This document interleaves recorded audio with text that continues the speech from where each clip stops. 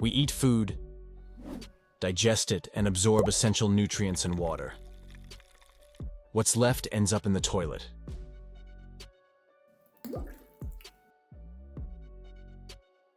The vital processes of food breakdown and nutrient absorption take place in the digestive tract.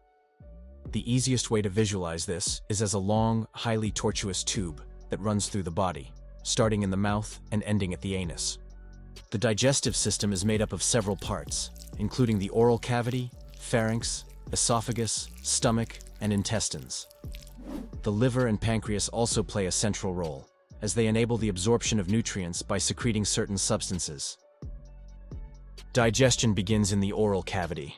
We crush large chunks of food with our teeth. The food is also mixed with saliva. Saliva has a mild antibiotic effect and contains enzymes that break down large carbohydrate molecules. The secretion also makes the food slippery so that it is easier to swallow. The porridge reaches the stomach via the 20 to 30 centimeter long esophagus. There, the food is digested further.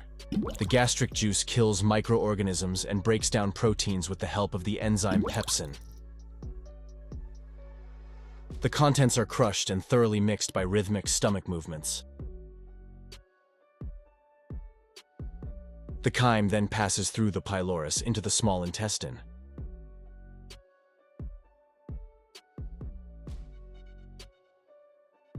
The pancreas releases bicarbonate and enzymes into the lumen of the small intestine.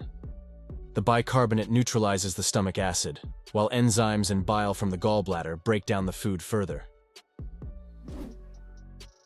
The majority of nutrients and water are absorbed in the small intestine. It has a large exchange surface for this purpose. The mucous membrane has deep folds that significantly increase the surface area.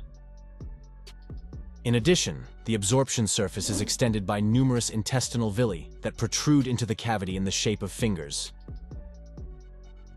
The intestinal villi consist mainly of enterocytes, specialized cells that form microvilli.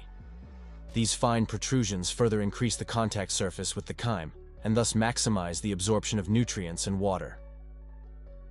The goblet cells, among others, protect the integrity of the mucous membrane.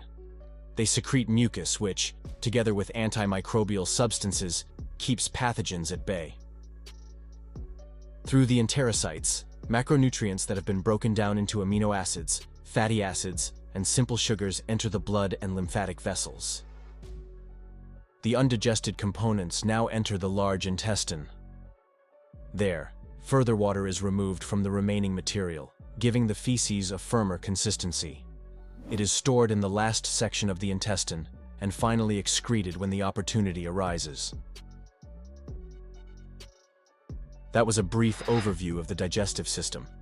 If you want to get a deeper understanding, for example how sugar is absorbed, don't forget to subscribe to my channel so you don't miss any videos.